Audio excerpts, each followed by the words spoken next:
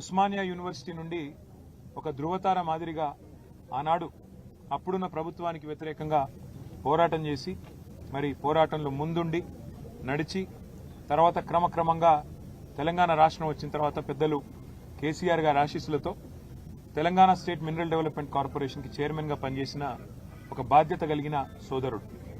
స్వయంగా తాను కూడా ఒక న్యాయవాది, చదువుకున్న పిల్లోడు, పిహెచ్డీ చేసిన పిల్లోడు. మరి అట్లాంటి తమ్ముడు గత 2.5 సంవత్సరాలుగా ఒకటే పని చేస్తా ఉన్నాడు. ఈ ప్రభుత్వంలో జరుగుతున్న అవినీతిని అడుగడుగునా ప్రశ్నిస్తున్నాడు, బయటపెడుతున్నాడు. ప్రభుత్వం చేస్తున్న అరాచకాల్ని ఎప్పటికప్పుడు వెలుగులోకి తెస్తా ఉన్నాడు, ప్రజల దృష్టికి తెస్తా ఉన్నాడు.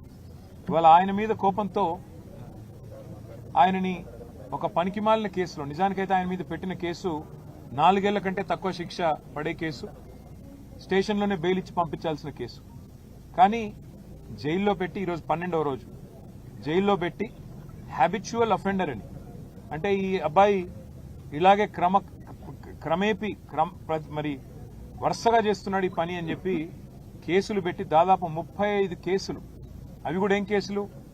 ముఖ్యమంత్రి రేవంత్ రెడ్డి గారి ప్రభుత్వం ప్రపంచ సుందరి పోటీలు ఏవైతే ఇక్కడ జరిగినాయో అందులో మిస్ ఇంగ్లాండ్ ని వేధించింది. 2 కాంగ్రెస్ నాయకులు ఆ అమ్మాయిని సెక్షువల్లీ హరాస్ చేసినారు అని ట్వీట్ చేస్తే ఒక కేసు.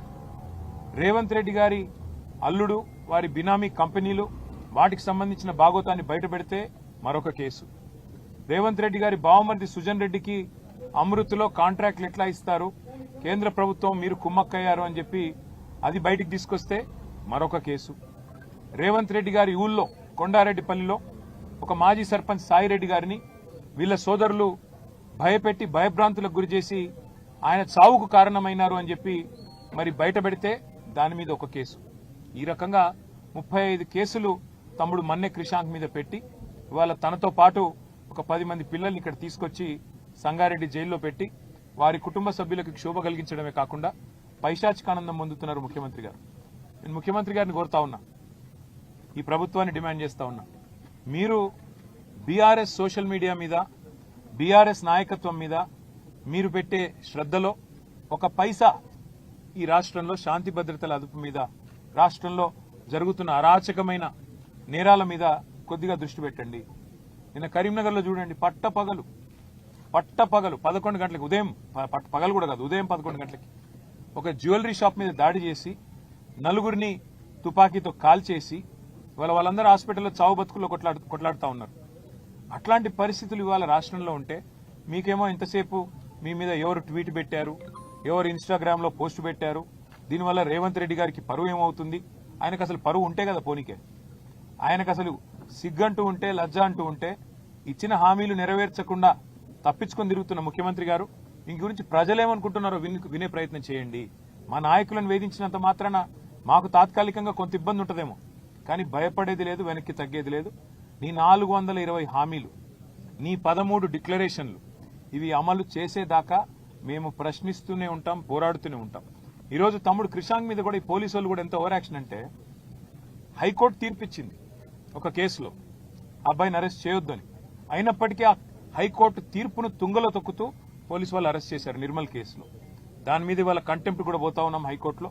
తప్పకుండా ఈ ప్రభుత్వానికి, ఈ రాష్ట్ర పోలీస్ యంత్రాంగానికి నేను చెప్పేది ఒకటే, పోలీస్ యంత్రాంగం కూడా ముఖ్యమంత్రి గారి ప్రైవేట్ ఆర్మీ లాగా పనిచేస్తా ఉంది. ఇవాళ మా ఇండ్ల మీదకి వచ్చి మా సీసీ కెమెరాలు హ్యాక్ చేయడం, మా ఫోన్లు ట్యాగ్ చేయడం, బెంగళూరుకి వెళ్లి ప్రత్యేకంగా 12 మంది హ్యాకర్లను తెచ్చి, మనం ఆర్ఎస్ ప్రవీణ్ కుమార్ గారు వివరంగా చెప్పారు అంత విషయం అంతా, హ్యాకర్లను తెచ్చి మా ముఖ్య నాయకుల ఫోన్లని హ్యాక్ చేయడం, అందులో ఏ రకంగా మరి ఏమేమి ఎవరెవరితో సంభాషిస్తున్నారో తెలుసుకునే ప్రయత్నం చేయడం, జర్నలిస్టులను కూడా ఇబ్బంది పెట్టడం, భయపెట్టడం, జైళ్లలో పెట్టడం, వారి ఫోన్లను కూడా ఇవాళ అబ్జర్వేషన్ లో పెట్టడం. ఇవాళ ఈ రాష్ట్రంలో జరుగుతున్న ఈ అరాచక పర్వం ఏదైతే ఉందో దీనికి భయపడే ప్రసక్తే లేదు. ముఖ్యమంత్రి గారికి నేను చెప్పేది, రేవంత్ రెడ్డికి ఇంతకింత చెల్లించుకుంటావు, ఇంతకింత నువ్వే బాధపడే రోజు వస్తుంది. ఈ హ్యాకింగులు, ఈ ట్యాపింగులు, ఈ డ్రామాలు, జైళ్లు, ఇవి బంద్ పెట్టి పరిపాలన మీద దృష్టి పెట్టు. రైతులు అల్లాడిపోతున్నారు, వాళ్ళని చూడు. రాష్ట్రంలో అరాచక పర్వం జరుగుతా ఉన్నది, నేరం పెరిగిపోతా ఉంది, దాన్ని చూడు. నువ్వే హోంమంత్రివి, మరి ఆ పని చేయకుండా ఇవాళ ఈ పని ఏదైతే చేస్తా ఉన్నావో మమ్మల్ని వేధించే పని, దీనికి తప్పకుండా మూల్యం చెల్లించుకుంటారని చెప్తూ క్రిషాంక్, అదేవిధంగా రాష్ట్ర వ్యాప్తంగా మా పార్టీ కోసం ప్రపంచవ్యాప్తంగా పనిచేస్తున్న మా సోషల్ మీడియా వారియర్స్ ఎవరైతున్నారో వారికి నేను శిరస్సు వంచి వారికి నమస్కారం తెలియజేసుకుంటూ ఎవరు కూడా అధైర్యపడవద్దు. మీకు ఏది జరిగినా